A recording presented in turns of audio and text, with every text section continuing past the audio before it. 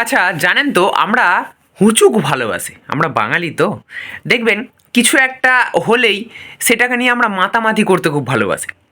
এই যে দেখুন না, আজকে 16 তারিখ, আজকে খসড়া লিস্ট বেরোনোর কথা।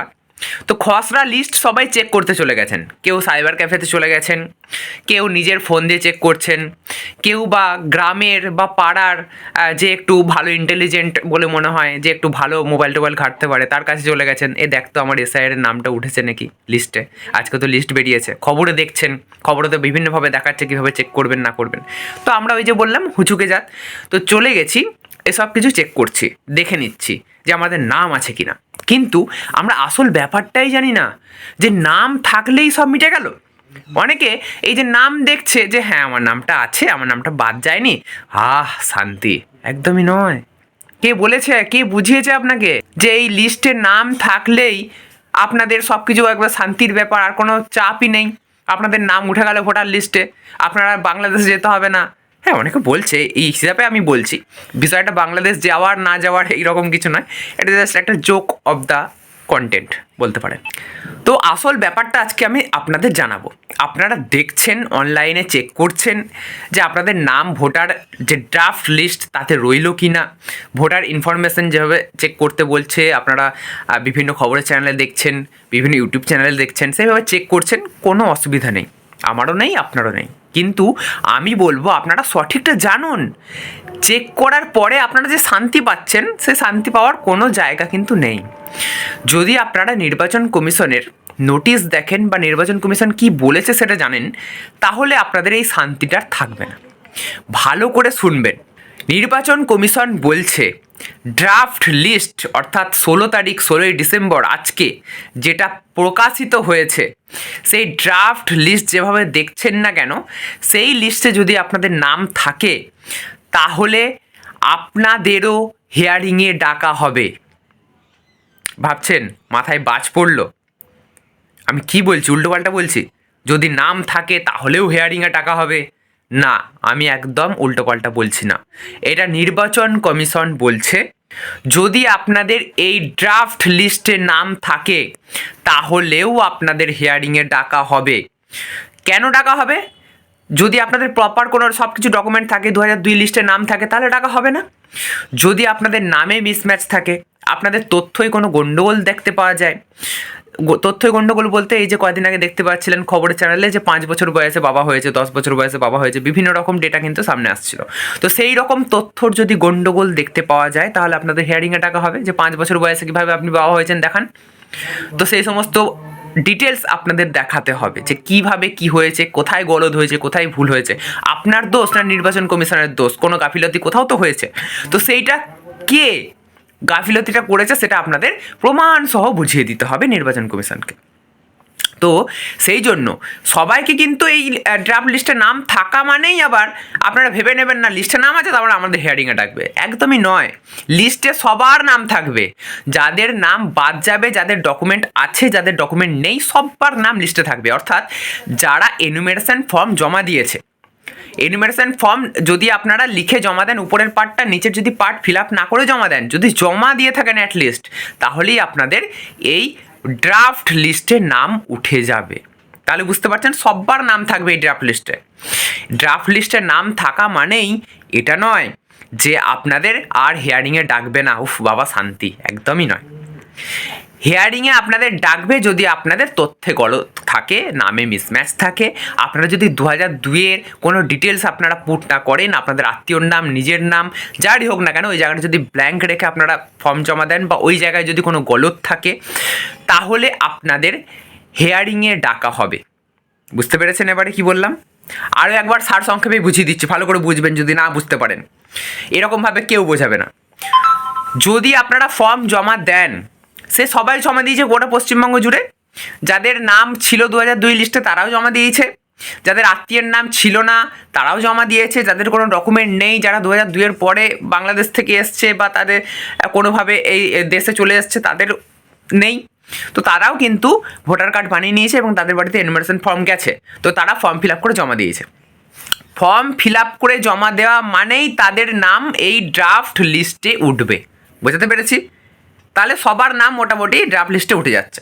এবারে বাছাই করতে হবে, নির্বাচন কমিশন বাছাই করবে।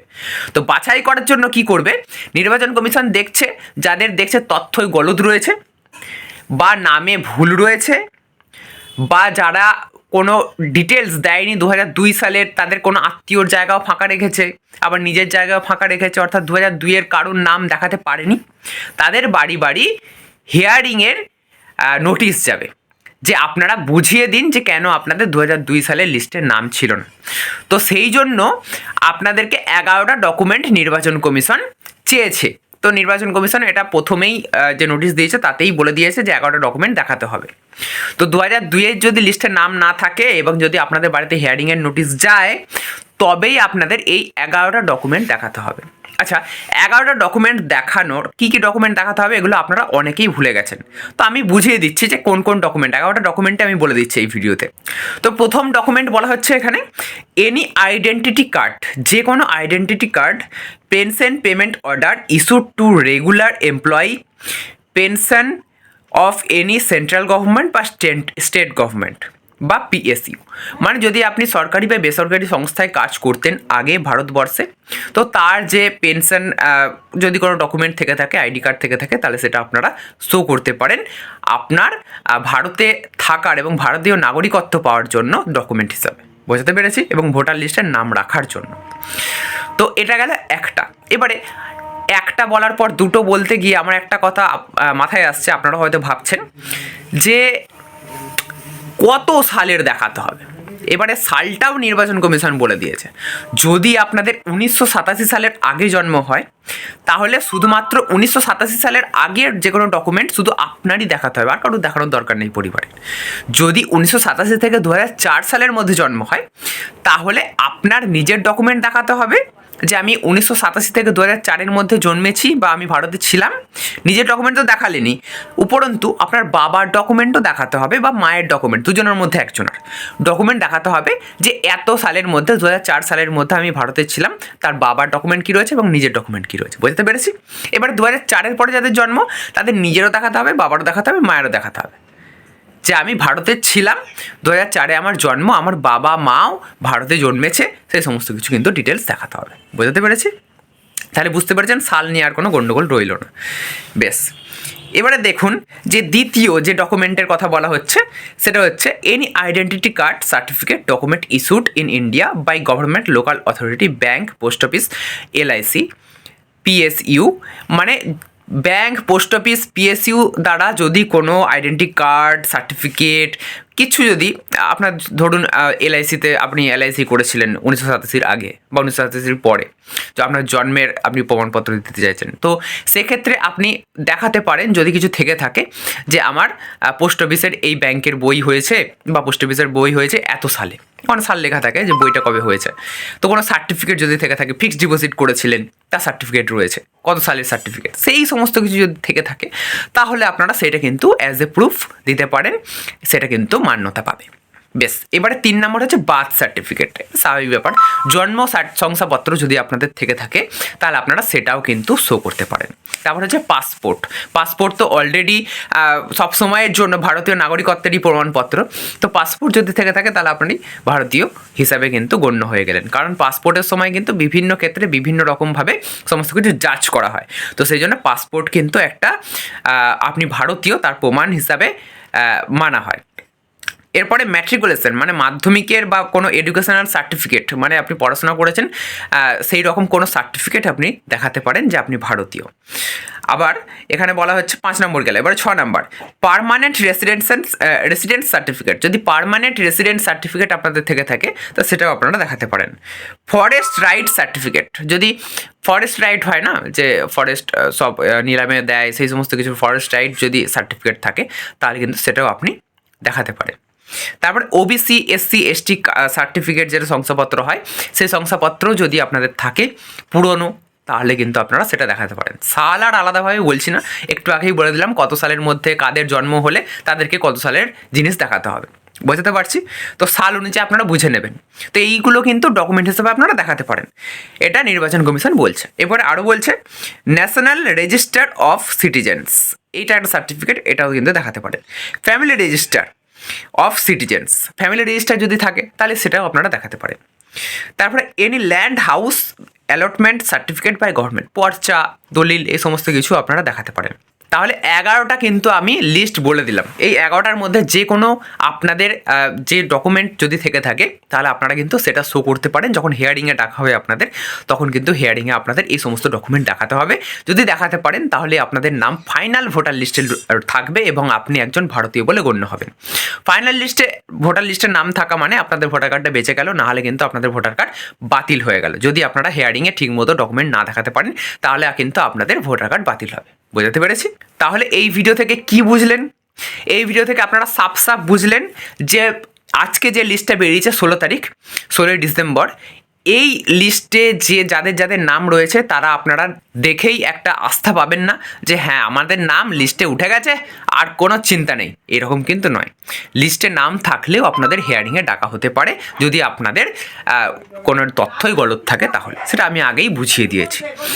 এবারে যদি দেখেন 14ই ফেব্রুয়ারির লিস্টে আপনাদের নাম, লিস্টে যে লিস্ট বেরোবে তাতে আপনাদের নাম রয়েছে 14ই ফেব্রুয়ারি 2026, সেটা কিন্তু ফাইনাল লিস্ট বেরোবে। তাতে যদি নাম থাকে তাহলে একদম আপনারা নিশ্চিত হতে পারেন যে হ্যাঁ আমাদের নাম ভোটার কার্ডে রইলো, আমাদের নাম বাদ গেল না ভোটার কার্ড থেকে। এখন কিন্তু নিশ্চিত হতে পারেন না, মানে 16ই ডিসেম্বর 2025 নিশ্চিত হতে পারেন না যে লিস্ট বেরিয়েছে, আর 2026-এর 14 জানুয়ারি যে লিস্ট বেরোবে তাতে কিন্তু আপনারা নিশ্চিত হতে পারেন, কারণ এটা খসড়া মানে ড্রাফট লিস্ট, আর ওটা হবে ফাইনাল লিস্ট। বোঝা গেছে? সব ছেকে ফাইনাল লিস্ট বেরোবে। এখন তো ড্রাফট লিস্ট হয়েছে, এখন হিয়ারিং হবে, অনেক কিছু হবে, তো তারপরে ফাইনাল লিস্ট বেরোবে। ফাইনাল লিস্টে আপনাদের নাম থাকলে তখন আপনারা নিশ্চিন্ত হবেন লিস্টের নাম দেখে যে হ্যাঁ আমাদের নাম লিস্টে রয়েছে, আমাদের আর কোনো চিন্তা নেই। এখন নয়। বোঝা গেছে? আর কোন কোন ডকুমেন্ট লাগবে না লাগবে সেগুলো আপনাদের বললাম। যদি আপনারা নিজেই জানবেন যে আপনাদের নাম 2002-এর লিস্টে ছিল কিনা, আপনাদের হিয়ারিংয়ে ডাকা হবে কিনা, হিয়ারিংয়ে ডাকা যদি আপনারা ভেবেই থাকেন যে আপনাদের নাম হিয়ারিংয়ে ডাকা হবে, আপনারা তো জানেন যে আপনাদের কি ছিল, কি রয়েছে, কি নেই, তো তাহলে আপনারা এই 11টা ডকুমেন্টের মধ্যে যে কোনো ডকুমেন্ট আপনারা জোগাড় করুন। আপনাদের হিয়ারিংয়ে যখন ডাকা হবে তখন কিন্তু আপনাদের সেটা শো করতে হবে, নাহলে আপনাদের নাম ভোটার লিস্ট থেকে বাদ যাবে। বোঝা গেছে? আশা করবো আজকের এই ভিডিও থেকে সমস্তটা আপনারা বুঝতে পেরেছেন। যদি আজকের ভিডিওটা আপনাদের ভালো লেগে থাকে তাহলে অবশ্যই লাইক করবেন। এরকমই নতুন নতুন আর ইন্টারেস্টিং ভিডিও পেতে অবশ্যই চ্যানেলকে সাবস্ক্রাইব করে রাখতে ভুলবেন না।